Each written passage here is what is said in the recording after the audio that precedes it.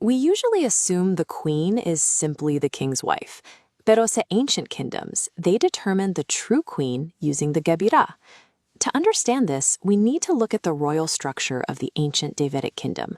Sa Barco, the captain's authority is absolute. The Davidic king held that exact same absolute power. Let's map out his royal court. The king sits at the very top, and right below him are his multiple wives. Here is the logistical problem. Kung marami siyang asawa, elevating just one to supreme authority divides the court. So they used a brilliant historical solution.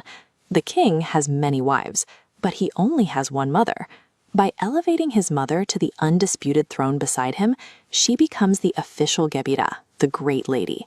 Now, shift this exact historical blueprint onto Jesus. If Jesus is the ultimate Davidic king, the gebira seat naturally belongs to his mother. So when you look at the absolute authority of the kingdom of heaven today, that ancient Davidic royal structure is exactly why Mary officially occupies the heavenly throne as our undisputed queen mother. If a biblical king has no wife, who is the queen? To answer that, we must understand the gebira.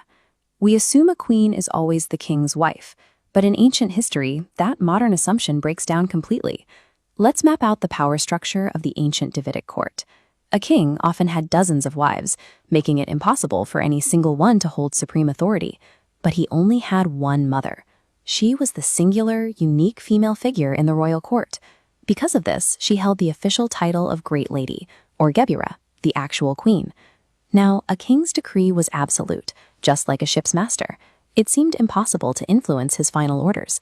But 1 Kings chapter 2 reveals a specific mechanism for intercession. The king places a secondary throne exactly at his right hand, granting the gebira unique access to advocate for the people. Now, map this ancient blueprint onto the New Testament. Since Jesus is the final Davidic king, his kingdom structurally requires the same queen mother. So that Catholic title of Mary as Queen of Heaven, it isn't a medieval invention. It's the biblical gebira, seated at the right hand of the king. Sa Catholic apologetics, calling Mary the Queen of Heaven relies on the ancient gebira, or Queen Mother. Most assume a queen must be the king's wife.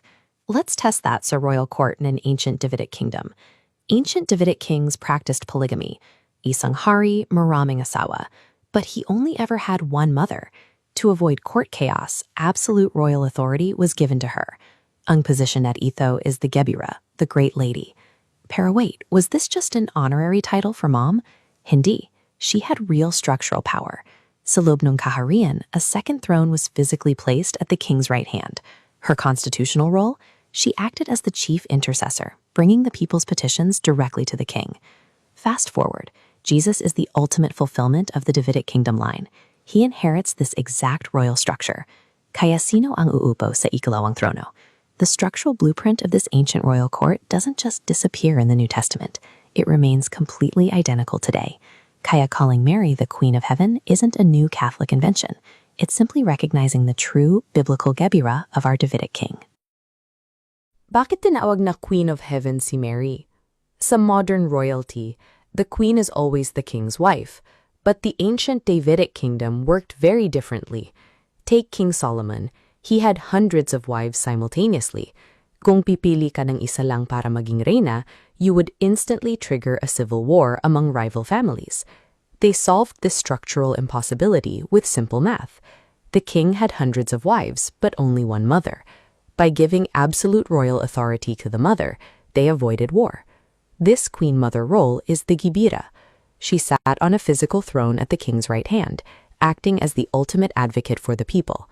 Map this exact political structure onto the New Testament.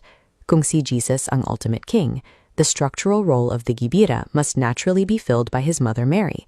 So the next time you see Mary wearing a crown in Catholic art, you're not looking at a goddess. You are looking at the gebira of the ancient Davidic throne, taking her rightful place beside the king.